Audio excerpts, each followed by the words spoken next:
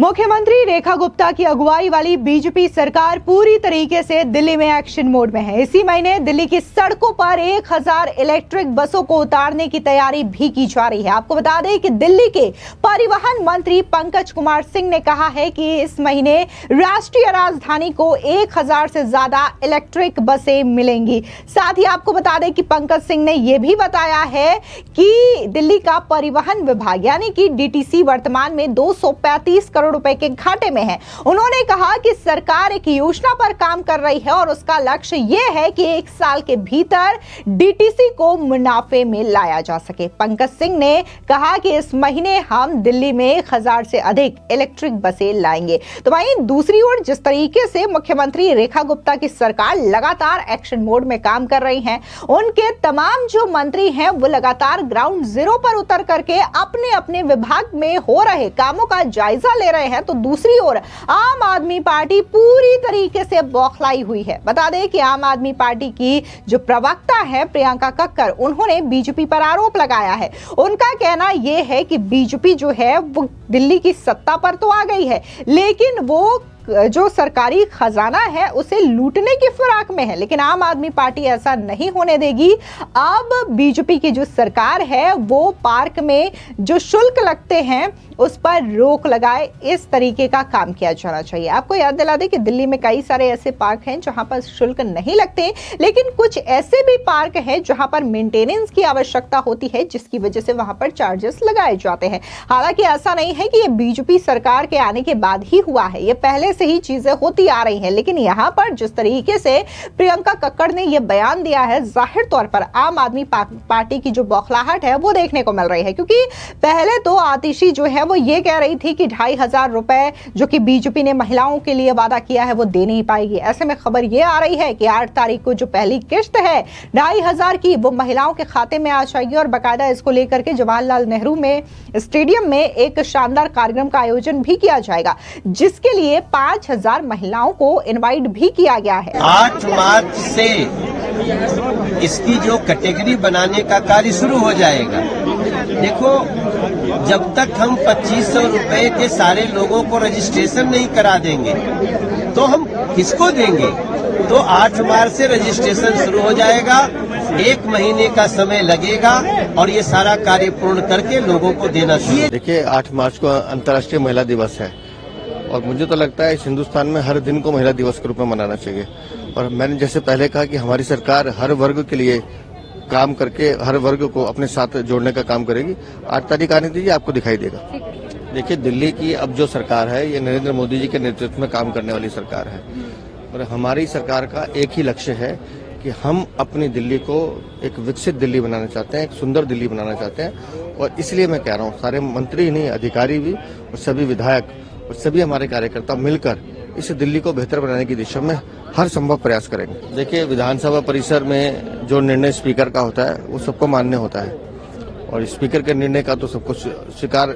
जिस तरह की निर्लज्जता इन लोगों ने दिखाई थी, मुझे लगता है कम से कम उससे ये बेहतर है कि जो स्पीकर निर्णय ले रहे हैं उसको स्वीकार करें, अपनी गलती को स्वीकार करें। मैंने पहले भी कहा था कि अगर उनको लगता है कि गलत किया गया तो स्पीकर के पास जाए, अपनी बात रखें, स्पीकर निर्णय लेंगे। लेकिन राजनीति में संवाद सबसे बड़ा कारण है काम करने का। और आम आदमी पार्टी की जो जितनी मैंने पिछले 10-11 सालों में इनकी सरकार देखी है, ये संवाद नहीं करते और मुझे लगता है इनको लोकतांत्रिक प्रक्रिया का अनुभव भी नहीं है।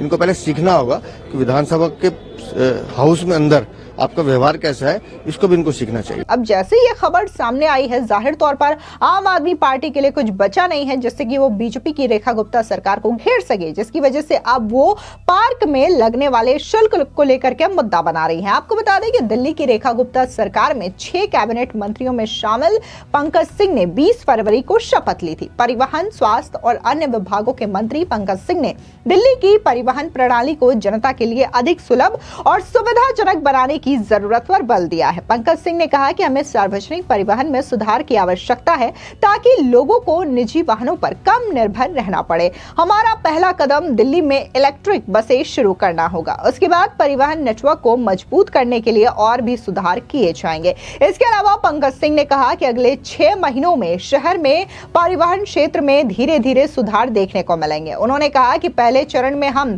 तत्काल और आवश्यक सुधारों पर ध्यान केंद्रित करेंगे। दूसरे दूसरे चरण में हम सार्वजनिक परिवहन को अधिक कुशल और सुलभ बनाने के लिए प्रमुख परियोजनाएं शुरू करेंगे। आधुनिक और पर्यावरण के अनुकूल परिवहन प्रणाली के लिए सरकार के दृष्टिकोण के तहत पंकज सिंह ने दिल्ली में इलेक्ट्रिक बसों की संख्या बढ़ाने के महत्व को रेखांकित किया। उन्होंने कहा कि दिल्ली में पर्याप्त संख्या में इलेक्ट्रिक बसें नहीं हैं और हम इसे लाएंगे। साथ ही पंकज सिंह ने कहा कि इस महीने 1000 से अधिक इलेक्ट्रिक बसें आने से सार्वजनिक परिवहन को काफी बढ़ावा मिलेगा, जिससे शहर को स्वच्छ बनाने में मदद भी मिलेगी।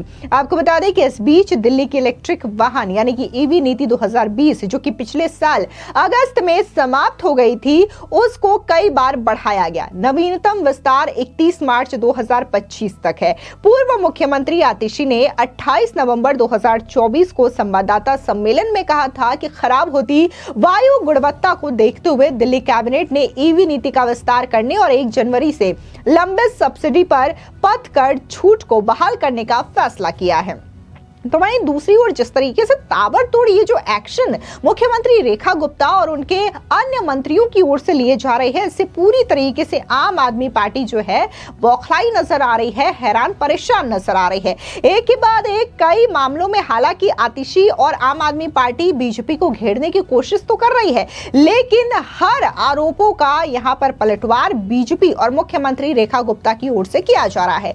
ऐसे में आम आदमी पार्टी की प्रवक्ता प्रियंका कक्कड़ ने और आरोप बीजेपी पर लगाया। दरअसल आपको बता दें कि आम आदमी पार्टी के प्रवक्ता प्रियंका कक्कड़ ने प्रेस कॉन्फ्रेंस में कहा कि बीजेपी दिल्ली के खजाने को लूटकर अपनी जेबें भरने का प्लान बना रही है, लेकिन आम आदमी पार्टी ऐसा नहीं होने देगी।